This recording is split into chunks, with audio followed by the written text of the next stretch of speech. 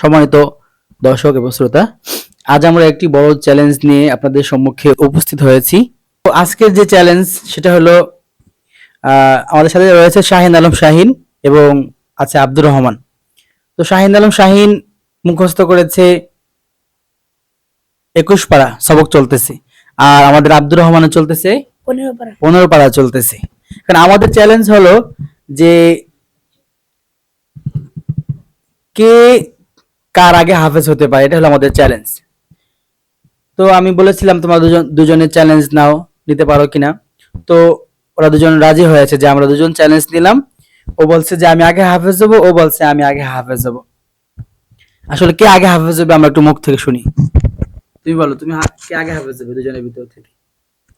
ইনশাআল্লাহ আমি হাফেজ হব আগে। তুমি আগে হাফেজ হবে? জি আচ্ছা, তোমার ইনশাআল্লাহ আমি হব। তুমি হবে ইনশাআল্লাহ। আচ্ছা, তাহলে আমরা বুঝতে পারলাম যে মোটামুটি দুজনই আগে হাফেজ হওয়ার জন্য প্রস্তুত। এখন আমরা তাদের চ্যালেঞ্জটা গ্রহণ করি যে আমরা আবার ঠিক প্রতি মাসে মাসে আমরা পড়াশোনার আপডেট দিব যে কে কিভাবে আগাচ্ছে, কার কি অবস্থা পড়াশোনার। এবং ওর বাকি আছে আর মাত্র 9 পারা বাকি আছে হাফেজ হওয়ার জন্য, আর ওর বাকি আছে 15 পারা। অনেক বড় ব্যাপার স্যাপার, অনেক বড় পার্থক্য। তারপরও আব্দুর রহমান চ্যালেঞ্জ নিয়েছে যে সে আগে হবে। এখন আমরা খুবই কৌতূহল এই বিষয়টা নিয়ে যে আসলে আব্দুর রহমান কি আগে হাফেজ হতে পারবে, সেইটাই আমাদের আসলে দেখার বিষয়।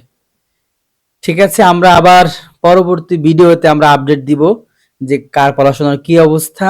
সকলেই তাদের জন্য দোয়া করবেন, তারা যেন আল্লাহ রহমতে হাফেজ হতে পারে। বিশেষ করে আমি দুজনের জন্য দোয়া করছি, আল্লাহ রাব্বুল আলামিন দুজনকেই কোরআনে হাফেজ হিসাবে কবুল করুন, আমিন। আসসালামু আলাইকুম ওয়া রাহমাতুল্লাহি ওয়া বারাকাতুহু।